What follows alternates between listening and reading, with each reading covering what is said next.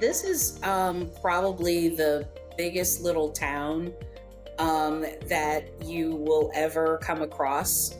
I think for so many years, this was considered a mid-sized city and very close-knit communities and long family legacies. And as Fort Worth has grown, those families have just gotten larger, right? So we start to hear more stories and family names that are being added to the original list. And, there's the most fabulous barbecue and brisket that I've ever had. And I lived in Texas, San Antonio, love it. Tacos, my thing. But some of the food and the cuisine that's here is I would put it up against some of the best cuisine in the world. So I love the food, love the people, the atmosphere, the energy that's around all of the growth and economic opportunity. And people are not just like walking down the street with their head down and in their own thoughts. People are friendly and they're so willing to help right away. So that's part of why I think this is such an attractive place for businesses to relocate, for all of those reasons and more.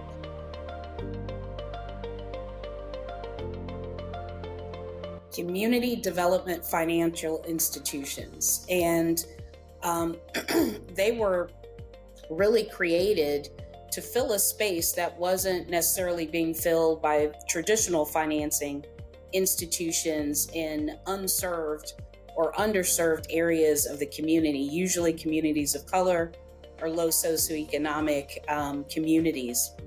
And so, that right there kind of sums up how we want to make economic opportunity inclusive, right? By ensuring that every individual, regardless of circumstances of birth or origin of birth, have access to capital so that they can build the American dream. Everything from starting a business to sustaining a business, to mortgages, to transportation, automobile loans, and on the larger economic side, looking at ways to close any gaps in financing for large development programs, right? So, and that applies to any community in America where you're trying to either remediate geographic locations and communities, or if you're trying to build that in areas where nothing existed before, looking to a CDFI or a community development financial institution that really has almost a different set of guidelines that they go by, because they're not bound by the same restrictions that traditional financing institutions are. So there's a little more flexibility there, and they will work with communities that maybe don't have a long track record of experience with large financial institutions to be able to deliver on some of those economic dreams.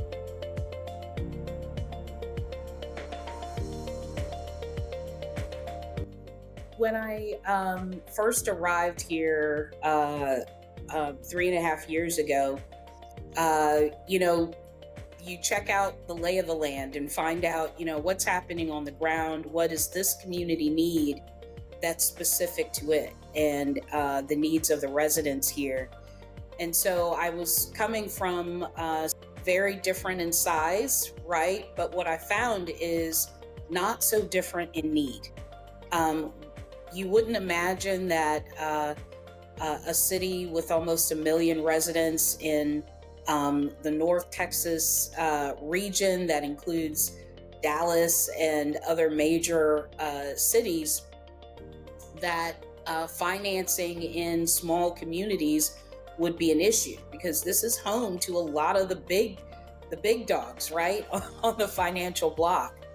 But what we saw when we conducted our minority business enterprise study for the city is when we looked at the economic conditions on the ground, we were finding the same thing, that a lot of our small local businesses were really having trouble finding financing, whether that was to grow their business or hold them over for payroll until they were paid. They were just struggling.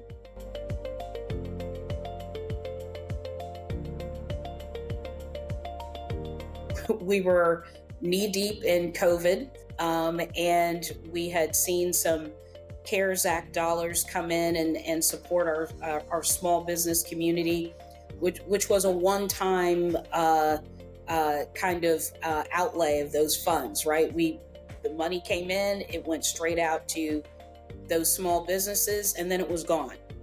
And so when ARPA funds, the American Rescue Plan Act funds, became available, our city manager and council and mayor tasked us with figuring out ways that we could leverage ARPA funds to create a long-term solution to multiple things on the ground that we were seeing here, addressing affordable housing, in addition to small business development, and just seeing kind of the needs of communities that in some cases were having to go to payday lenders to make it through the next month at very high interest rates, right? And some families get locked in those unfortunate cycles. And so Economic Development Department, Neighborhood Services, and our department, Diversity and Inclusion, started meeting and brainstorming, like, how can we solve all of these problems together with ARPA funds? And CDFI Friendly America was at the top of my list. And I said, I think if we were able to implement that model here in Fort Worth, we would be able to address all of those things with one pot of money, and be able to create a sustainable fund going forward for the community.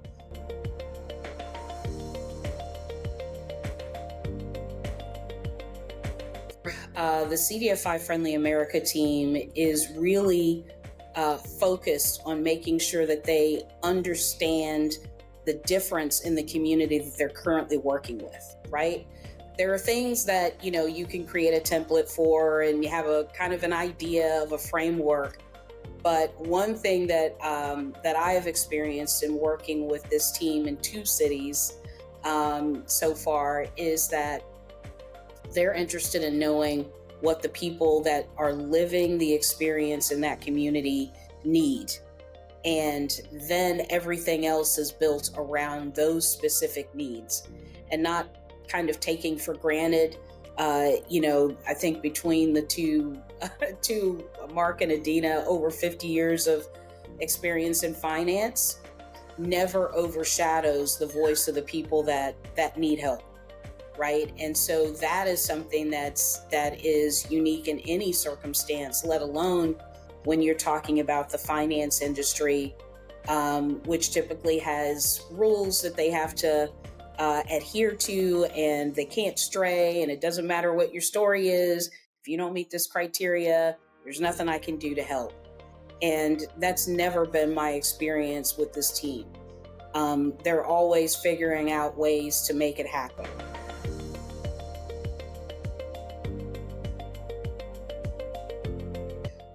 So we've just seen a paradigm shift on the capital scene.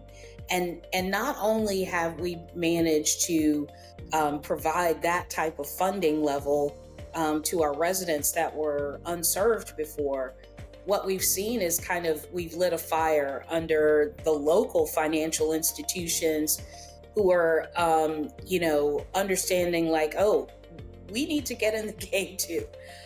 So we've just seen some of the larger institutions try to partner, and they're hosting events, and they're announcing their lending dollars, and creating pots of money for all of the areas that we need. So it's like lighting a match in a room full of candles, and then just watching it take off.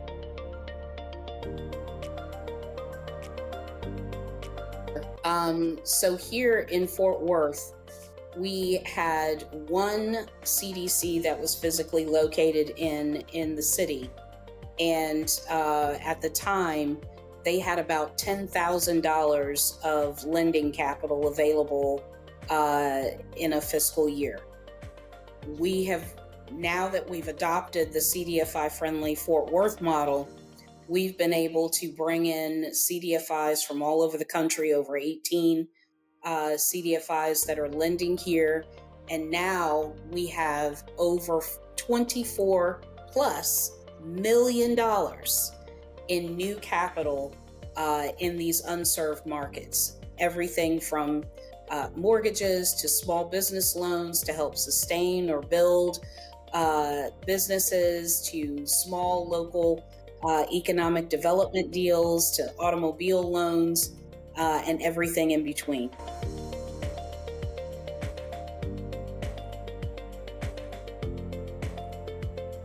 Do it. Just do it.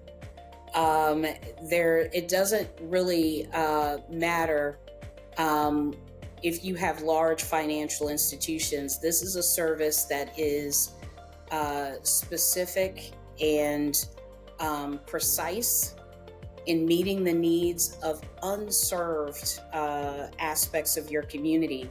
And I don't know of any city, county, or state that doesn't have pockets of their community that has no access to capital. And so I would love to see CDFI friendly states developed, over time, so that all of those areas that are missing access to capital would have the opportunity. But there's no hesitation, because it's going to be completely customized to the needs that you have and what you're experiencing on the ground there, which is going to be different for different states, different counties, different cities, and that's exactly what this is for.